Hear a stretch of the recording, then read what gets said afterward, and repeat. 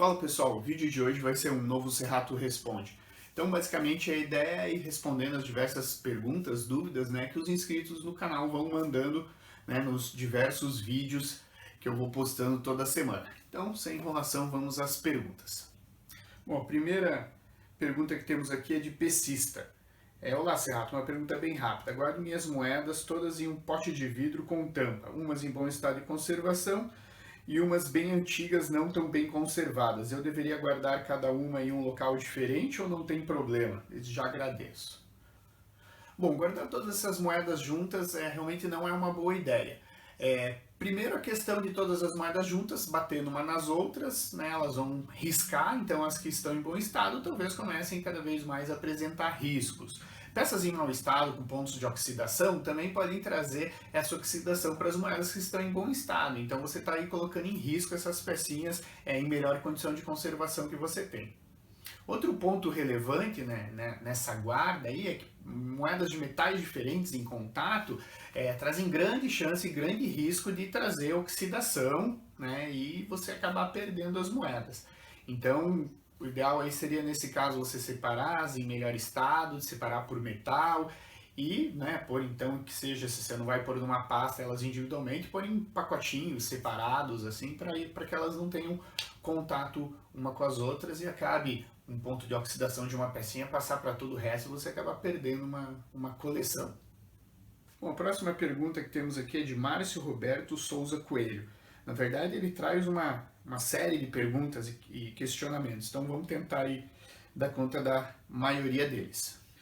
Então vamos lá. 1. A série J, por que foi feita e onde foi cunhada? Essa série de Jotas é um conjunto de moedas cunhadas entre 1754 e 1774, nas casas da Bahia e do Rio de Janeiro. Essas moedas eram destinadas exclusivamente à circulação na região de Minas Gerais. A ideia básica dessas peças era justamente dar conta do troco, né? Uma região que passou a ter um comércio crescente, né? E muito mais gente passou a se deslocar para essa região, e com esse crescente comércio começou a faltar moedas, né? Então elas têm um design já diferente, né? Levando o J no lugar do brasão de Portugal, o que vai trazer aí o nome a essa série. Diferente aí dos valores que são trazidos nas moedas comuns ao Brasil todo, né? Então o 20, 40, 80, 160, 320 e 640, a série J ela vai ter uma padronagem diferente, que vai ser os R$ 75, o 150, o 300 e os R$ 600. A ideia desse valor diferente, quebrado, é tentar facilitar as relações de comércio em função do valor da oitava de ouro, né? Então, só uma questão assim de deixar as contas mais simples para a circulação das moedas, né? Então aí para que fique o registro de uma moedinha aí da série de Jotas, então a gente pode ver que logo abaixo da coroa aí, em vez de ter o brasão português, tem o J de José I aí, então inicial do monarca.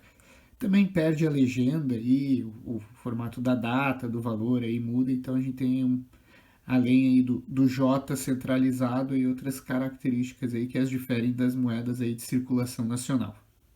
Continuando a resposta ao Márcio, ele ainda pergunta: por que do surgimento da série de patacões, 960 réis, e por que essa série só começou em 1810 e não antes, já que as moedas de 320 réis e 660 réis começaram a ser cunhadas já no final de 1600?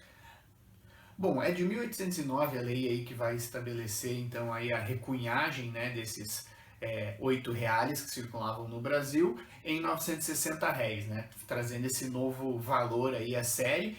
Se inicia primeiras carimbagens nessas peças e logo posteriormente o recunho da peça como um todo. Então, tanto a questão da oferta dessas moedas de R$ 8 para serem recunhadas, quanto a própria vinda da família real. Então, nesse caso aí também devemos levar em conta aí a própria necessidade da família real de fazer o sustento da máquina pública que aqui estava instalada, né? Então, essa recunhagem aí também seria muito interessante do ponto de vista financeiro, uma vez que em média aí eles conseguiam adquirir esses R$ 8 por 750 réis, né, e recunhar eles com o valor de 960, né, o que já dava aí um ganho nessa transação financeira aí na hora da batida, né, do recunho. Então isso também aí vai ser um dos fatores preponderantes aí do porquê que se passa a fazer essa recunhagem. Lembrando que, né, a moeda, o pataca, né, a pataca é o 320, sendo 640 duas patacas, e o patacão seria, né, o equivalente a 3 delas. Bom, e a pergunta do amigo aqui continua. Então, gostaria que você falasse um pouco sobre as moedas cunhadas na Casa da Moeda de Pernambuco, de 1700 a 1702, ou 1703.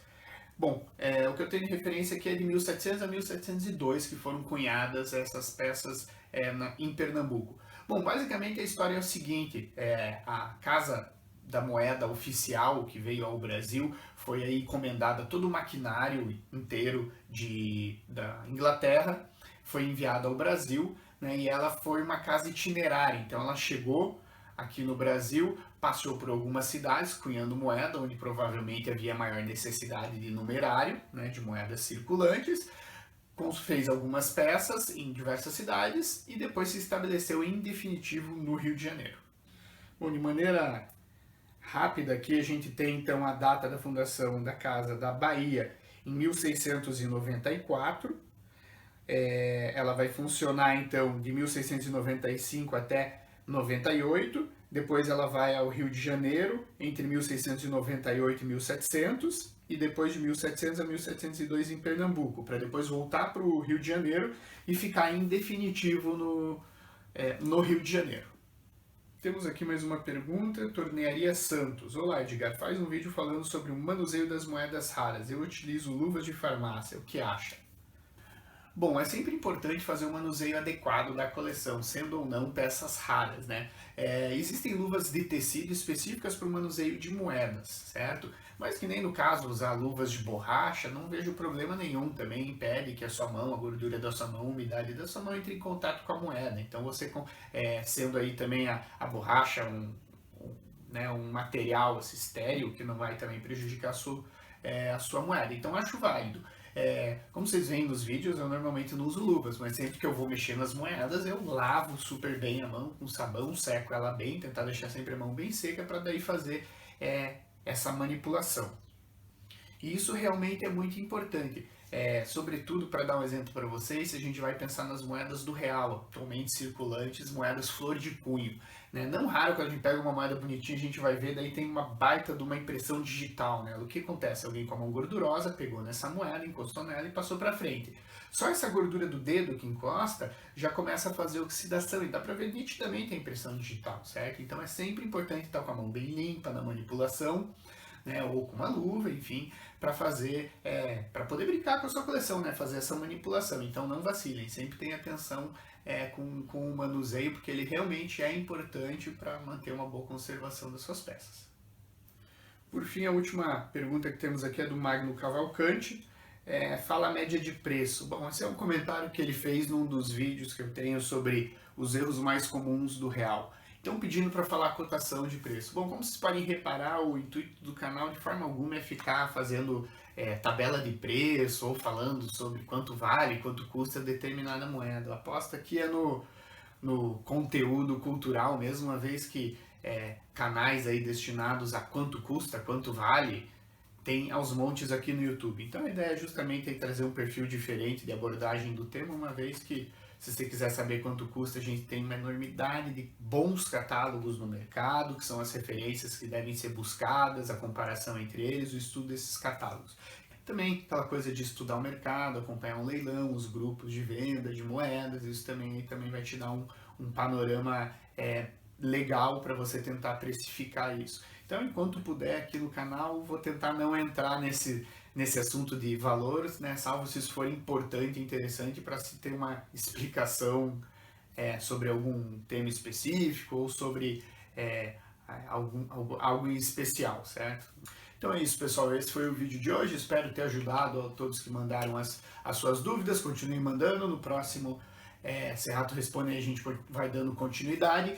Caso vocês tenham qualquer adendo ou discordem alguma informação dada, mandem link, mandem bibliografia, faço questão de ler. No próximo vídeo posso trazer novas informações, reparar qualquer erro ou equívoco aí no meio do caminho. Ciência em construção, né? Então sempre revendo novas fontes. Então é normal que o conhecimento de hoje, o que a gente tem hoje, muitas vezes como uma verdade, futuramente possa se transformar com novas pesquisas e novos conhecimentos. Essa é a ideia do canal, né? Renovação constante aí desse conhecimento sobre a numismática.